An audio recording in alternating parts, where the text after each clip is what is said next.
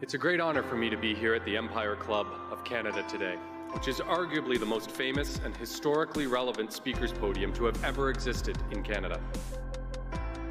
It has offered its podium to such international luminaries as Winston Churchill, Ronald Reagan, Audrey Hepburn, the Dalai Lama, Indira Gandhi, and closer to home, from Pierre Trudeau to Justin Trudeau. Literally generations of our great nation's leaders, alongside with those of the world's top international diplomats, heads of state, and business and thought leaders.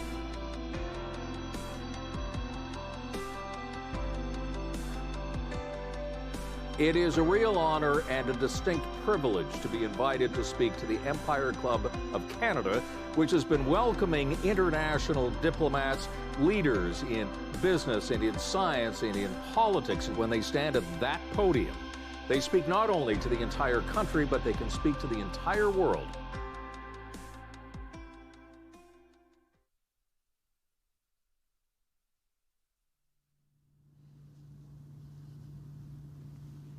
Good afternoon, fellow directors, past presidents, members, and guests. Welcome to the 116th season of the Empire Club of Canada. I'm Mike Van Zolen, the president of the Empire Club, and I'm delighted to be your host for today's event, a virtual event discussing what it will take to recover the economy coming out of COVID-19. We couldn't do these events if it wasn't for our generous sponsors, so today I'd like to thank IBK Capital as our lead event sponsor. I'd also like to thank our media partner, the National Post, and I'd also like to thank VVC and livemeetings.ca for webcasting today's event. I'm going to ask you to hark back to late 1999 as the Y2 crisis was looming. Businessman John Koskinen did something many of his countrymen didn't do. He made sure that he was on a plane on his way to New York City as the clock struck 12. Well, why did John do that, of course, you might ask? Well, he did it in part because he was President Bill Clinton's czar to manage the Y2K crisis. He also felt it was important to reassure Americans that he had confidence in all the work that had been done to prepare for that pandemic, and that he could demonstrate that and would demonstrate that by being in an airplane when many were fretting about air traffic control systems as being one of the most risky aspects of planning for Y2K. So while we can look back at Y2K and kind of laugh because it didn't really come to be a lot, I think the example is illustrative as we think of COVID-19. It shows that instilling confidence and creating certainty is as important as the actual actions you may take on the ground. And it won't be enough for policymakers and business leaders to tell Canadians that it's safe to go back to work and to reopen the economy. I think they have to also show them through leadership that we are ready to get back to work. To do that, to have a robust economic recovery, it's going to take serious economic measures and meaningful action. We need our business leaders and our political leaders to do like John and get on to the plane. To discuss all that's going to be involved, we have a stellar panel today to take us through a very interesting discussion about what's going to be involved in reviving our economy. Let me introduce them for you now. Pierre Cleroux is the Vice President, Research and Chief Economist at BDC. Pierre has spent over 25 years as an economist, and he now leads a team of experts who use economic data to identify business and sector trends relevant to Canadian entrepreneurs. Ted Mallett is Vice President and Chief Economist for the Canadian Federation of Independent Business, CFIB. He is also a member of the Minister of Finance panel of economic forecasters. Through his direct access to the perspectives of 110,000 Canadian business owners, Ted has insights that normal economic modeling wouldn't. We are delighted that he'll be able to share some of that with us today. And finally, rounding out our panel is Rebekah Young, Director of Fiscal and Provincial Economics at Scotiabank. Rebekah joined Scotiabank following her tenure at the IMF and a senior position at the Department of Finance. As Scotiabank's lead economist and fiscal forecaster, Rebekah can help us peek beyond the horizon and see what the next few months and years will look like. Our panel will be moderated by the talented Amber Kanwar, a leading anchor and reporter at BNN Bloomberg. Amber is an authority in equity markets and growing trends in the economy. Before I turn things over to Amber, please know that this is an interactive event. You can submit questions on your screen, and we will try to work some of those into the discussion we have today. We hope you enjoyed today's event. I think it's going to be very insightful and will lead to a lot of great understandings about what the economy has going forward. So with that, let me turn it over to Amber. Thank you so much, Mike, and thank you everybody for taking time to join us on what's going to be a very important discussion. And for me, I'm just thrilled to be surrounded by people who are not my immediate family members for the first time in, I think, 3 months. So this is really exciting. And we are trying to talk about something that carries a lot of optimism. What does the recovery look like? And in talking with a lot of you beforehand, you say it's not going to be easy. We won't get back to pre-corona levels. I believe the consensus is until 2022. So that's in 2 years from now. I'll start with the question, Pierre, maybe you can launch us off on this topic. From here to 2022, what letter are we working with in terms of recovery? Is it V-shaped, very swift? Is it U, kind of a lull before we move back up? Is it a W, a lot of volatility before we get to that recovery level, pre-COVID levels in 2022? I don't know if there's a letter to describe. I think we had a very severe downturn, and now the recovery is starting. The job numbers in May show that the recovery is already there, but it's going to take some time. It's going to be slow, and for a number of reasons. First one is what we see in other countries who have been going through this before is the consumers remain cautious. Even when you reopen the economy, they're cautious for health reasons. So even if you open stores, restaurants, shopping malls, nobody's rushing them because they are afraid to get the virus. And they're also cautious financially because 3 million Canadians lost their jobs. So many people lost revenue. So it's going to take some time before they have the ability to shop like they used to before the crisis. So I think that's one of the reasons why the recovery is going to be slow, is because consumers are going to be cautious about the recovery. I think, and so much of that, I imagine, is very difficult to model, right? Because it goes into psychology. And before the crisis, Rebekah, we were already really concerned about the consumer. We were already concerned about the record debt levels that they are carrying, that many pushed aside and said it's okay because they're employed and their housing levels, their home values with much of their wealth seems to be intact. All of a sudden, this pandemic has pulled at those two things. How do you think about the consumer's ability to carry this recovery on their back when they were already pretty strapped going into it? I think you make a very good point in that the Canadian economy was fairly weak heading into this pandemic. And so when we look at this recovery out through 2022, I think it's helpful to think of it in phases, and including the V-shape, in that there is a chance for a second wave. But also we went through sort of a can't buy phase. So we had a shutdown that was mandated by governments, and so that's when consumers couldn't buy.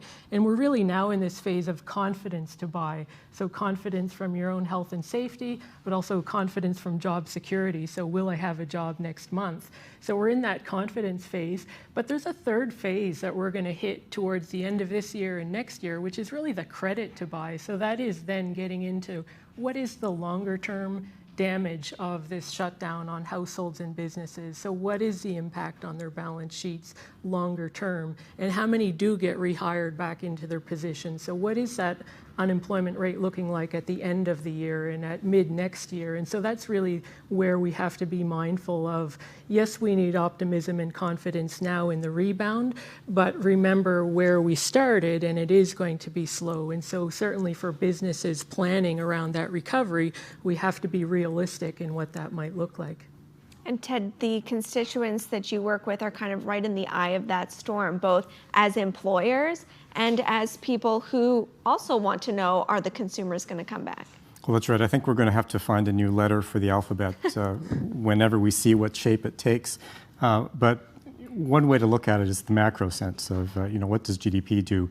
But of course, GDP is a makeup of millions of individuals, individual businesses, consumers. Each individual decision is also made separately as well. So we're going to see different types of businesses emerge from this that wouldn't have started perhaps had we not had this pandemic. So we've reshuffled the deck entirely. Supply chains are going to be changing. Skill requirements for businesses are going to be changing, so hiring plans are going to be different. Many people will be able to go back to the job that they had, but their jobs may be quite different. But many others will have to completely change the way that they're presenting themselves in the job market. Employers or businesses will have to present different ways of selling to consumers that are more concerned about what's going on or how they buy. And of course, the credit issue is going to be right there for many businesses that, many of the programs that are out there to support payrolls have been very important. Supporting the extra loans have been very important.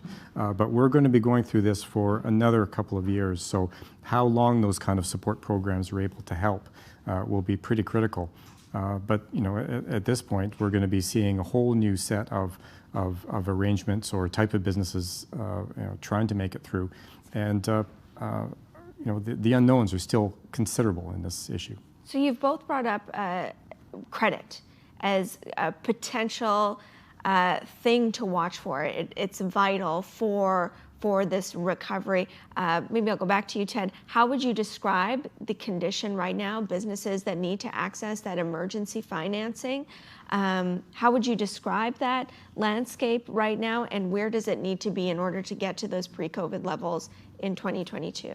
Well, the $40,000 loan program, and the $10,000 of which was forgivable, was very important for businesses to be able to get a sense that they could immediately deal with some of their cash issues, because some of their costs, business costs, went up tremendously, instantaneously, with none of the revenues coming back in. But that program needs to be expanded.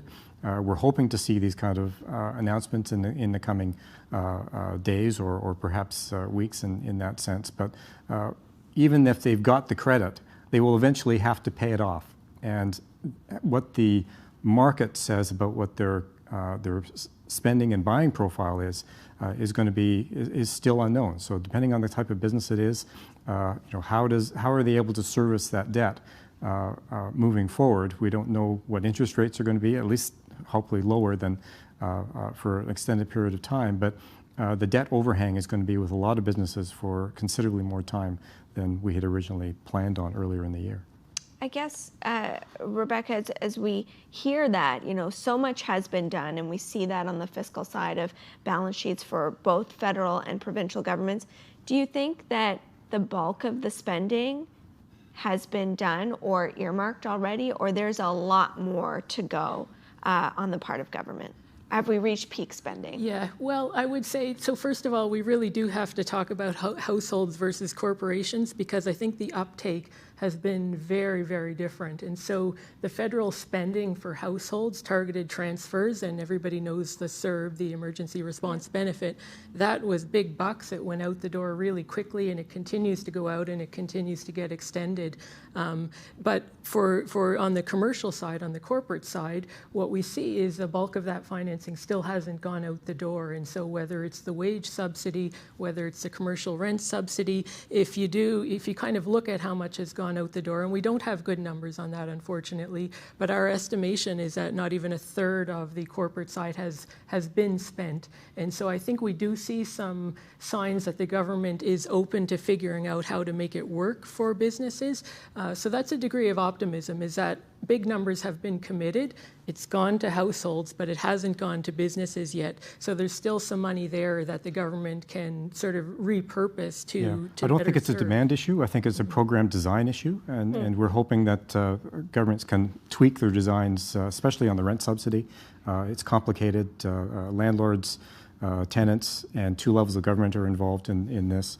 On the wage subsidy side of things, I think many businesses were forced to lay off or furlough employees before the program was able to get up and running. So they didn't change their strategy at this point. So I think that's partly what we're seeing there. But there's still a demand for assistance from the small business sector, and we're hoping it's the program tweaks that can bring that out a little better than what we've seen.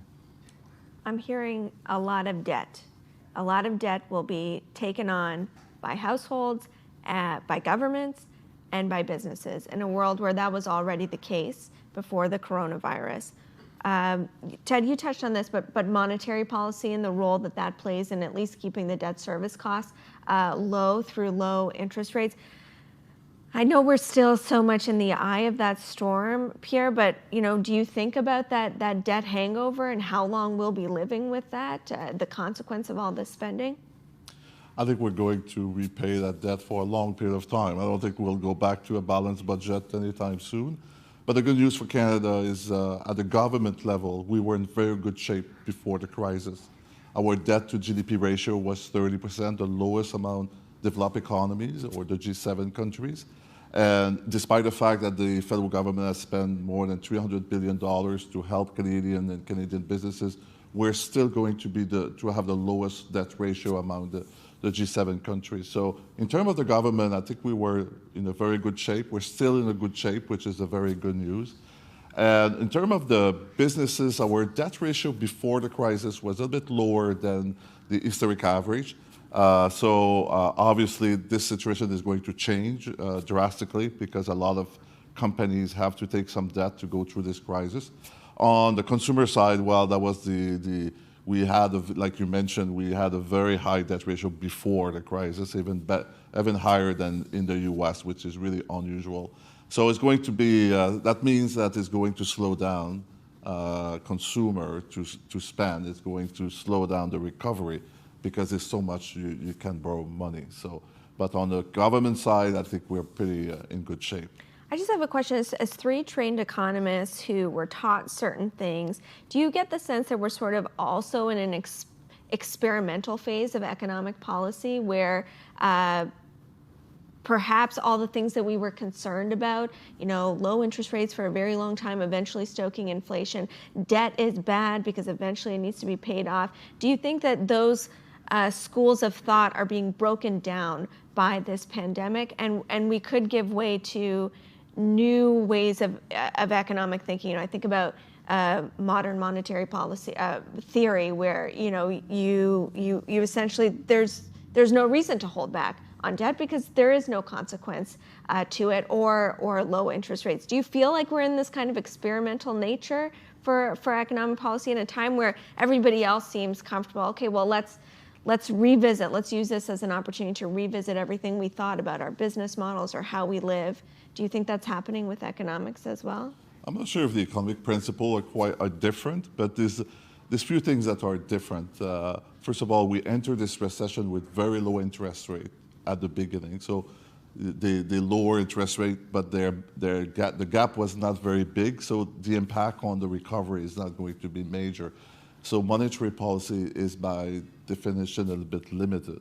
Also, what is different this time than any other recession that I've seen is there's a lot of uncertainty about the health issue.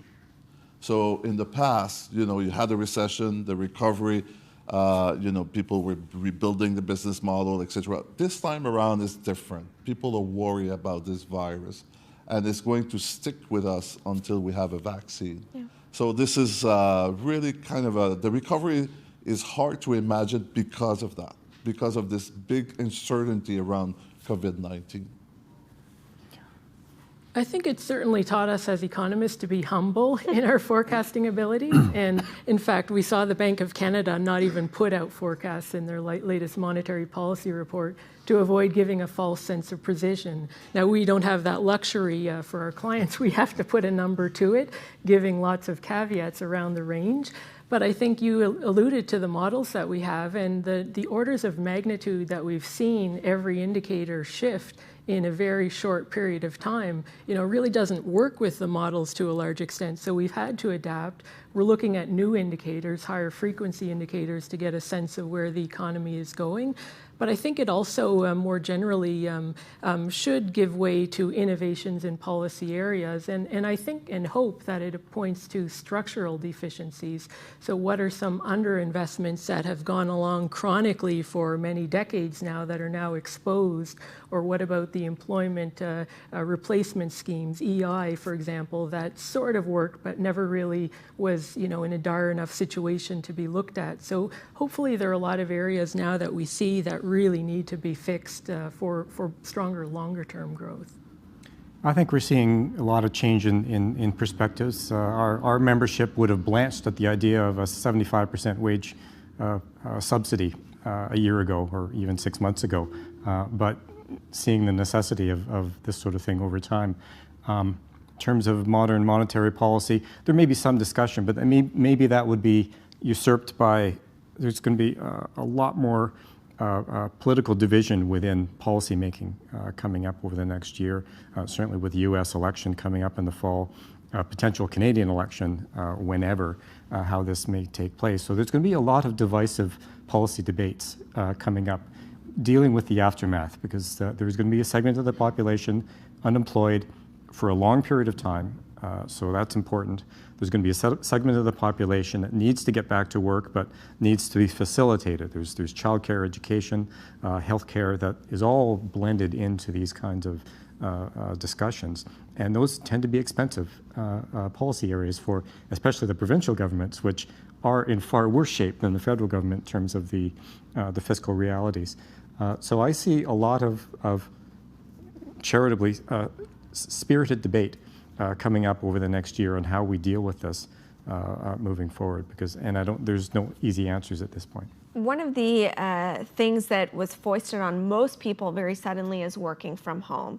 And I think that was probably accomplished through a lot of sheer force of will on the part of every IT staff in every business. But now most people that can are working from home. Two-part question, and Pierre, I'll start with you.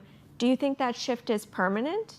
And what are the consequences economically of a move to more work-from-home policies?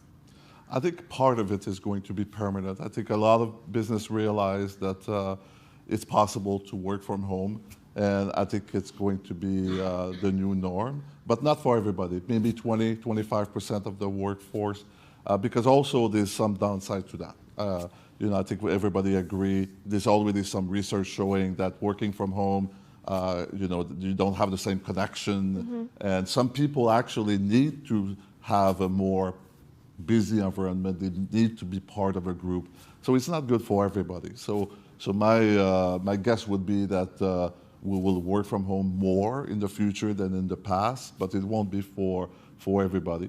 In terms of consequences, I think it's going to have an impact on real estate. I think large cities like Montreal, Toronto, Vancouver will see an impact, because if, let's say, 20% of businesses are working from home, this is going to have an impact for the next few years, not forever, but for the next few years, it's going to have an impact.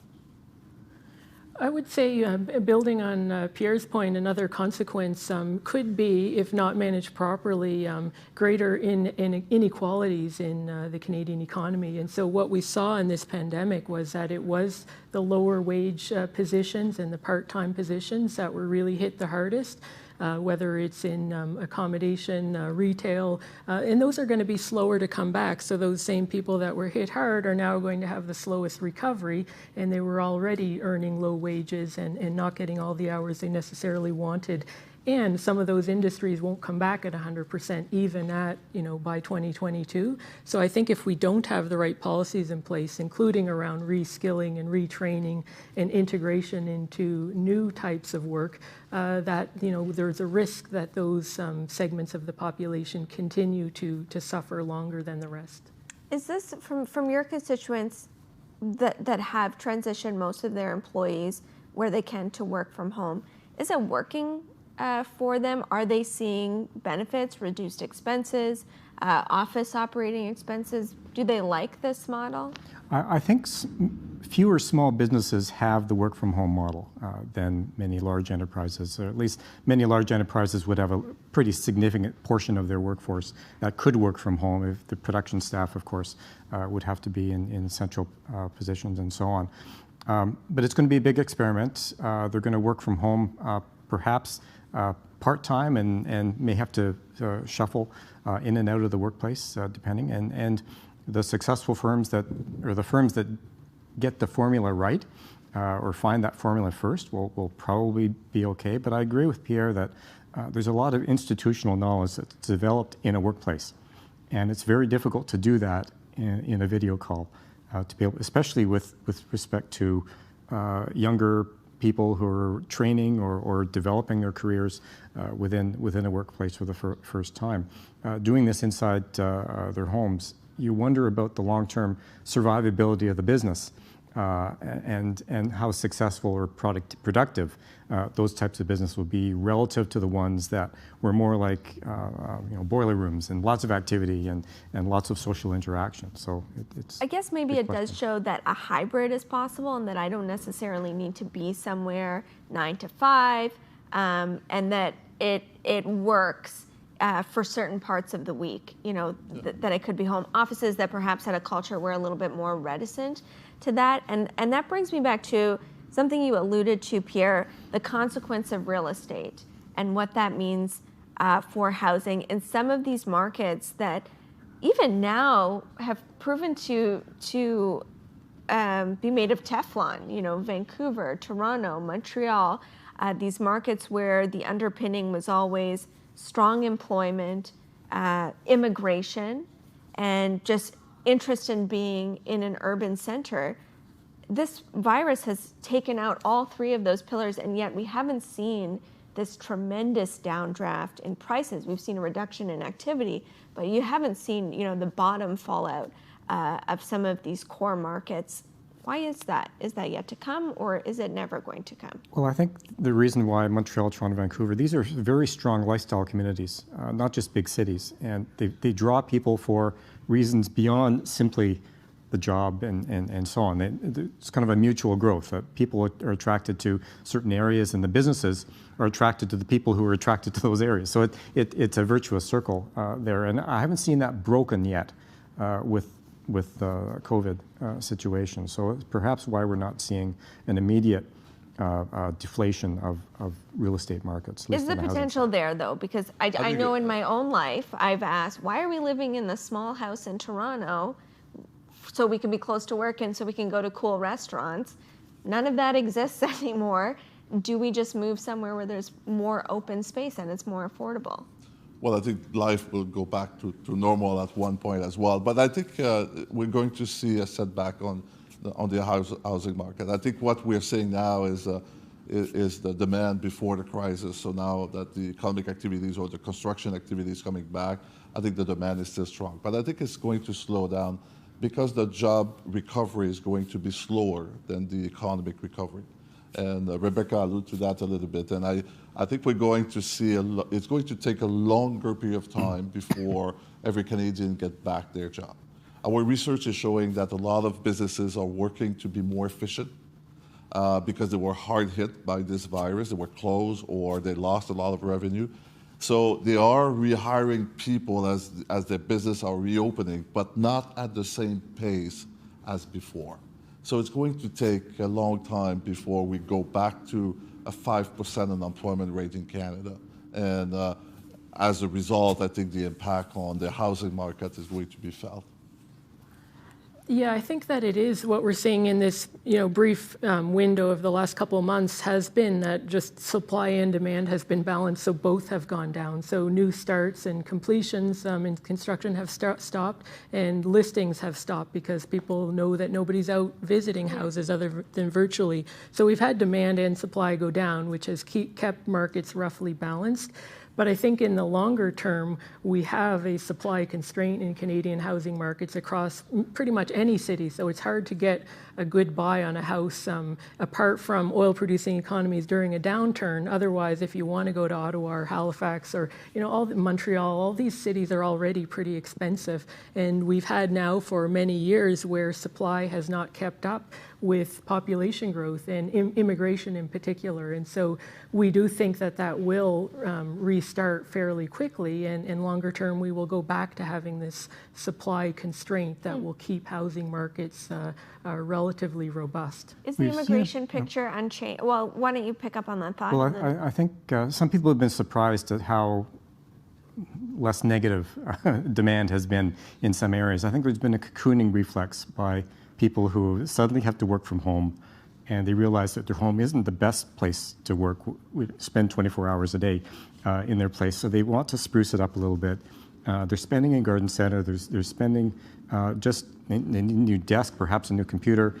Those sort of consumer spending areas have been relatively robust, making the home a more comfortable place. And also just the nature of a health crisis is that people need assurance, and the home is going to provide assurance to as many people on trying to make lives as even-keeled as possible. So, but that's only going to last a certain amount of time because, again, with labor markets going to be weak for quite some time, the ability to keep spending on household products and lifestyle areas outside of entertainment and restaurant meals, those spending envelopes are completely gone right now. It's going to take back some of that, couldn't call it optimism, but the lack of outright pessimism has surprised some people out there up till now. But I think things are going to taper off a little bit over the next several months. As you talk about that, sprucing up your office, that just sounds like an expense that is being shifted from the businesses onto employees. So in an environment where before the pandemic, you were already having a move towards more casual work, the gig economy, that had kind of insulated those in office work. Now this is creating a shift where the expense and the burden of being employed at a business more falls to the employee than it does the employer.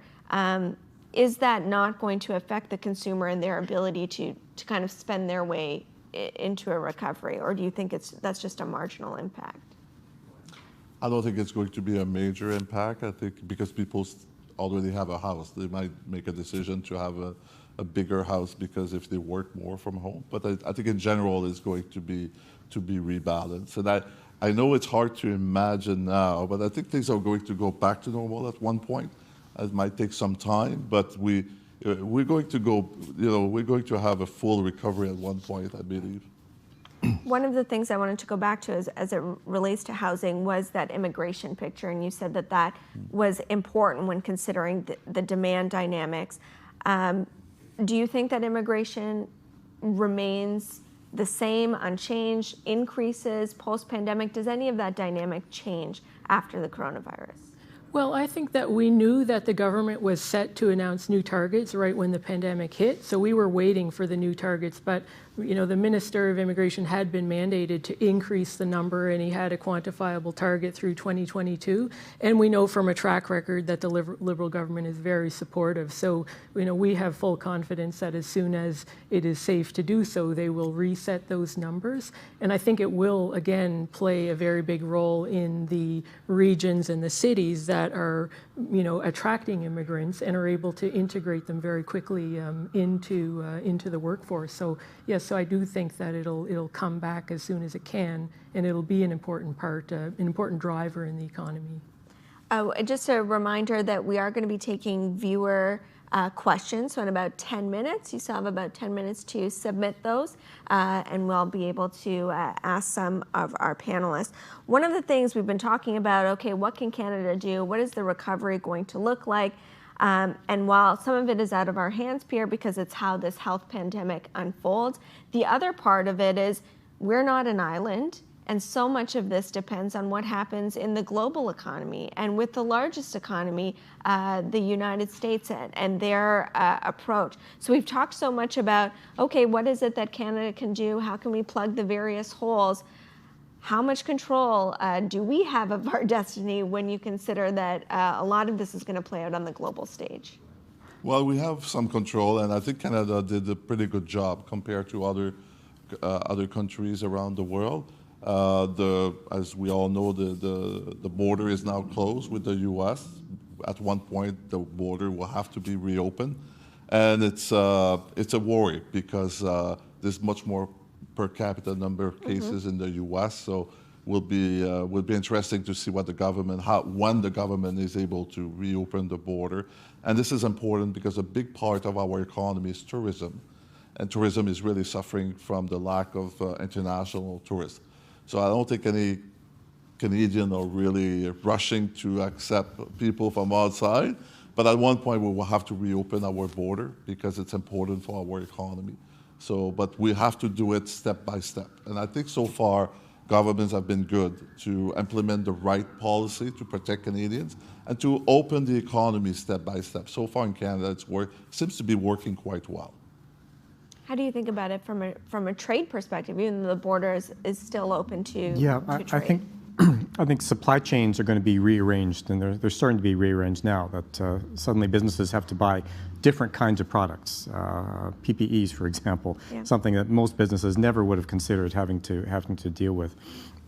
Making sure that your primary supply, perhaps as a backup, keeping a number of other companies, or maybe buying from 2 companies at the same time.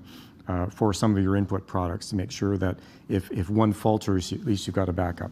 Because if you're only if your production process requires a critical component from an overseas supplier, if it's interrupted for any reason, and we had some hints of that during the rail blockades back in February. That businesses were exposed far more than they perhaps thought about the way that our transportation networks worked. The pandemic has kind of driven that lesson home as well. So I think businesses may be it's going to take more effort and probably less productive, or maybe more expensive in terms of what their components are. So, but it is a safer approach as opposed to betting it all on maybe a very thin strand of a supply line right now. I think another channel that is hitting Canada hard and will continue to hit it harder than partners, even the U.S., is the oil channel. And so it's not just oil-producing provinces that depend on oil revenues, it is the national income. And so Canada, our forecasts for the GDP hit this year are steeper than the U.S., even though we're doing a better job at managing the pandemic. And we do have stronger confidence in our government going forward. But those oil channels, they do exist, and that global demand that's going to be dampened for the next couple of years really will hurt the Canadian economy. That actually took the next question right out of my mouth, is how do you model this for those oil regions, particularly Alberta, which has been hit hard not only by the pandemic, but also the absolute collapse of their key main commodity. How do you think about that? How do you see the businesses there dealing with those twin struggles? What we're noticing is that businesses can only handle one crisis at a time. There's multiple dimensions to the oil crisis, especially in the Western provinces and Newfoundland and Labrador. So in some respects, small business pessimism or lack of optimism is not as bad as one would expect. Well, it's because you can only absorb so much of this kind of bad news, and that they've perhaps put off worrying about this next element till later, because they've got so many immediate concerns with, will they be able to reopen, with the right people? Will their customers be coming back? And they're leaving the other decisions much later. So I think it's still a big worry for many parts of the small business sector in Canada. I agree. I think I agree that it's going to take some time. Not only there's an oversupply of oil because the world demand went down, but there's a very large reserve around the world, so the storage capacity has reached its limit. So it's going to take years, not months. It's going to probably take 2 or 3 years before we go back to the pre-crisis level or a balanced market. And I agree with Rebekah. It's not only the producer provinces who are going to be affected, but we have manufacturers in Ontario, in Quebec, who are working for that sector. So the impact is going to be felt across the country. And I agree also that's the reason why it's going to take a bit more time for Canada to recover than in the U.S., because the oil sector in Canada is relatively more important here than it is for the U.S. So before I take some viewer questions, I guess I'll end with my last question. It seems the consensus is, it's going to be choppy before we get to those pre-corona levels, but not all of the changes we're experiencing now will be permanent. And by and large, you think that the approach by policymakers has been the right one, that they've seen what the holes are and they've necessarily plugged them. But if you were to recommend one or two policy priorities that it's so important to keep your eye on the ball for in terms of this recovery, to get to the recovery in 2022, what would that be for each of you? Maybe Ted, I'll start with you. Well, I think the key to getting out of this crisis in the financial shape as best as possible is to keep focus on the labor markets, keep the encouragement of getting people into the labor market and as best as possible, and keeping them there as much as possible. That may be requirements on dealing with some of the social needs, health, childcare, and so on, but perhaps looking at retirement policies and so on. So keep those incomes going so that it develops more of the demand, because we've seen hints that where you have good workplace entry policy, it does generate economic activity later on. So I think that's what government should really try to work on. I would say I would put emphasis on enhancing the productive capacity. So recall our growth potential was pretty mediocre heading into this. We really need to boost it. We're going to come out of this with higher expenditures, including related to healthcare. We need to be able to pay for that through enhanced productive capacity. And so I would look at policies, for example, that do encourage investment by the business community, that reduce some of that short-term, medium-term uncertainty. Look at how we increase over the longer-term labor force participation, trade facilitation, all these factors that would drive more investment as opposed to the consumption model that we were really riding by just having more Canadians consuming ever more. We really need to boost that investment side of things. I agree with that, and I will focus on the technology side. We have been lagging in Canada compared to other developed economies in terms of our investment in technology. So I think it's a good opportunity now as businesses are thinking about how we're going to rethink our business model. I think if government can help to make more business to invest more in technology, I think will be useful. And finally, I think there's some sectors of the economy that will need help. The airline industry it's just not going to survive. Tourism, some of the manufacturing side, like automotive and transportation in general, including aerospace. I think some of our sectors in Canada will need help, otherwise they won't survive. I see this a lot on Twitter, and I thought I could maybe get away with not asking it, but it's our first question. And I think it is worth explaining. None of you are equity traders, but I'm sure you get a lot of questions about the disconnect between the equity markets and economic output and unemployment. And how is it when we're seeing record unemployment levels and people living so close to the line or being pushed all the way into poverty, you can have the equity markets, notwithstanding the last 2 days, but resilient, if not seeing some stocks reach new all-time highs. Does it make sense? Is there a rational way to explain what's going on? I think part of it was some companies are doing very well. Technology companies are still doing very well despite of the crisis. I think the market was reacting to that, but I think it was a short term. I think the market is going to go back to reality. That's what we saw last week, and I think we're going to see that this week again. Yeah, no, I think that we did see a very sharp correction. So, here in Toronto, we saw more than a 40% drop at the onset, and we saw a recovery. I would say we have the Fed talk, but now we have the Fauci talk as well. So whenever we hear of news that the U.S. might be heading into another wave, then they take another dip. So volatility is going to be a really big issue until we have a clearer sense of what path the economy is on. And so I think, we really have to buckle our seatbelts because we won't know for some months yet how strong that recovery is. And so we do have traders trying to read the tea leaves and making trades based on what they think, given that day's news, what that path will look like. So it'll be bumpy for sure. Most large firms in the equities are going concerns and probably have long horizons into the future. Most small firms don't have that luxury. So there's going to be an awful lot more rotation of small firms, both first out and then potentially into the marketplace. And we don't know who's going to fill the gaps of those who are leaving, whether it's going to be startups or whether it's going to be, say, mid-sized enterprises kind of absorbing some of the demand left behind by businesses exiting. But normally there's about a 10-15% rotation of firms in and out of the market at any one particular year. We're going to see a tremendous increase in that over the next little while. But I think that's what the equity markets don't tend to focus on, but the real economy sees that sort of thing happening. Have the central bankers created this distortion by making it so that the financing environment, particularly in the U.S., is one such that companies can go out and raise money? But have they created this distortion in the equity markets, and are they at risk of creating a bubble?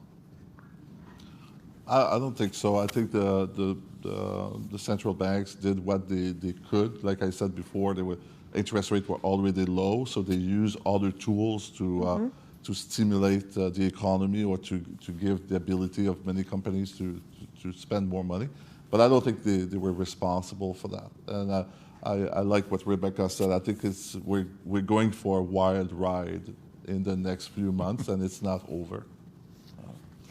Yeah, just building on that, I would say the role of the central banks, it's very clear that they learned from the Great Recession, and so a lot of the instruments that were rolled out then when credit markets basically seized would have been prohibitively costly for business to access any sort of credit because nobody was trading and or the premiums were just so high. So we saw the Bank of Canada, we saw the Fed, just roll out, one after the other, all these purchasing facilities. So lowering the interest rates was only one response. But, what we've seen now is that cost of financing come down tremendously. And so that's played a huge positive role for the economy so far in the recovery. And their job's not over because there's still the credit overhang or the debt overhang that we have to deal with for many more years. That's right. I read somewhere that it was before, to understand monetary policy, you just had to look where's the interest rate, and now you need an Excel spreadsheet to track all the different policies that are coming out almost daily when we were kind of in the early days of the crisis. Which brings us to our next question, which is a little bit more longer term thinking because we're still in this crisis, but what efforts need to be made to ensure that Canada has the economic resilience to buffer another crisis? So if you think that coming out of the financial crisis, we didn't come out with all our parts intact, and then we have this crisis that devastates us even more. Does that just make us weaker for whatever the subsequent crisis is? That's going to be really tough. I think the policymakers have had to design some assistance very, very quickly, not knowing that this sort of scenario was ever going to take place. So the income supports and so on. The danger is that you get dependence on these kind of supports moving into recoveries, and it's difficult to wean people from these sort of things. But at the same time, it's important that those supports are theoretically there if this ever happens again. So it much depends on how the general populace responds to these kind of measures, and that's still an unknown. I think it'll be very interesting over the next 6 months whether we can get the CERB program, for example, down to the point where people are encouraged, kind of helped push back into the labor market. But it's important also to have knowledge that these kind of measures are potentially there for any kind of next time around. I think that back to my earlier point, we need stronger growth. So that's one way is we need to have stronger growth. We need to consolidate debt as the economy recovers. The government can't carry the economy for multi-year. There needs to be a transition, a handoff to business. But we need to look at some of those fiscal policies. So a reformed EI system, tax system that smooths that cycle so the government doesn't necessarily have to step in every time there's a modest downturn. So sort of let the automatic stabilizers, as they're called, play in.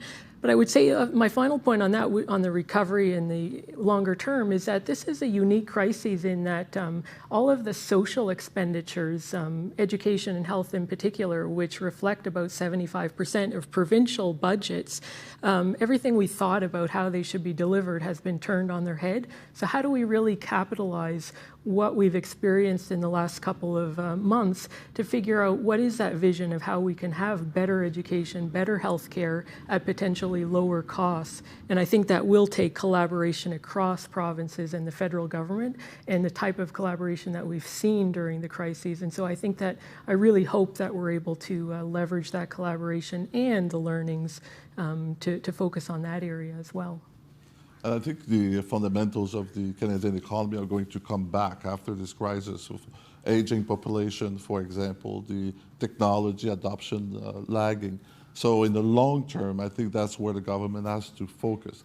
Like, it's hard to imagine now, but there was a shortage of labor before the crisis, and it's going to come back in maybe 2 or 3 years, but it's going to come back because of the aging population we have. So we still have to think about long term, meaning immigration is still very important. The adoption of technology, since we won't have an abundant labor force, so we will have to adopt more technology more rapidly in the future. So in the long term, these long-term issues are going to come back, and we'll have to deal with them the same way we were thinking about it before the crisis. Well, that brings up an interesting point, because you said, must stay focused on the labor force, and that's really important. But one of the things that I've seen discussion about that this pandemic has done has accelerated the pace of automation. And there's still debate about, what exactly is automation going to cost in terms of jobs, whether it's elimination or just displacement into other areas.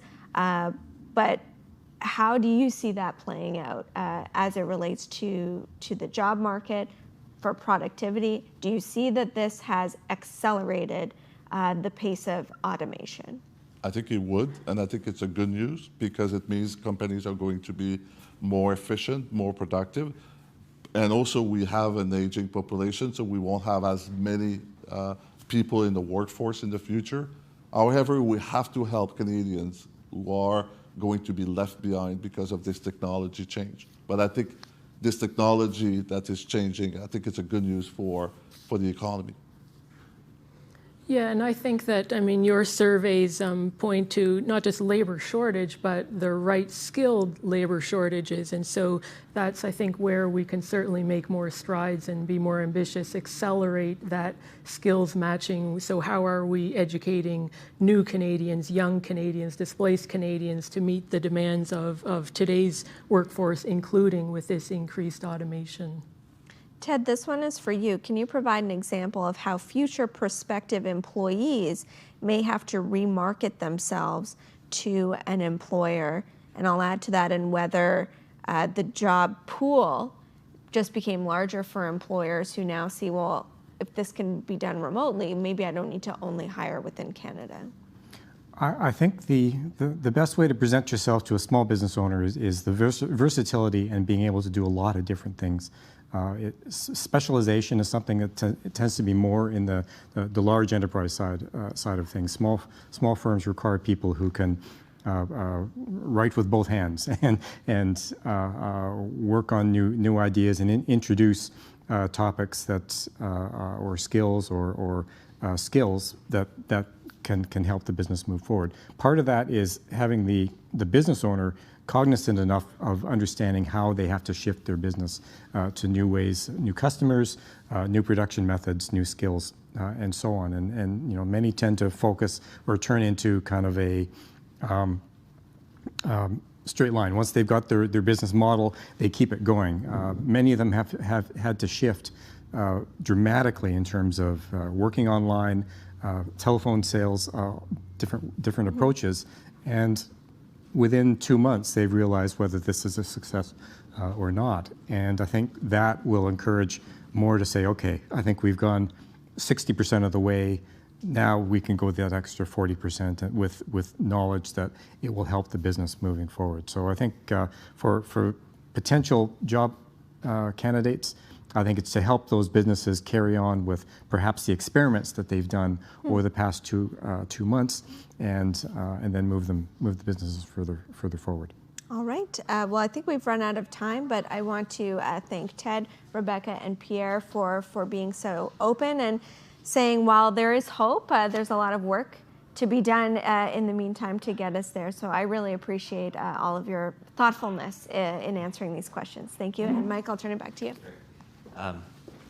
Thanks, Amber, for leading a wonderful discussion. I'm going to invite Mike White up from IBK Capital. They're our lead event sponsor, and to provide proper appreciation. Mike. Thank you, Mike. Mr. President, fellow members and guests of the Empire Club of Canada, I have the pleasure to express our formal thanks to our speakers today. Thank you to our panelists, Pierre Cleroux, Rebekah Young, and Ted Mallett, and of course, thank you to our moderator, Amber Kanwar. We certainly live in interesting times. We have been greatly impacted by fear driven by uncertainty and the unknown cast upon us by the COVID-19 pandemic. But hope leads us through this. Hope, driven by the wisdom and efforts of the people of this great nation, will lead us back to times of confidence and peace and security. Life will be different, the new normal, but it will be a time when we can get back to being with our family and friends, back to work with our colleagues, and back to building this great nation. You, the speakers of today, are all part of that hope. What you discussed today, the confidence you instill in us, absolutely contributes to it. It is part of the path to the new normal and renewed security and peace. And I thank you all for that. Thank you to the viewers today visiting with us, and thank you to all the people that made this possible today. I wish all of you continued success in your endeavors and very much look forward to a bright future. Thank you, Mr. President. Thanks, Mike, for that. Tomorrow, we're going to look at another aspect of COVID-19 and its impact on live music and the arts for a fascinating discussion. So please look on our website to find information for that event as well. Thanks so much for joining us today. This meeting is adjourned.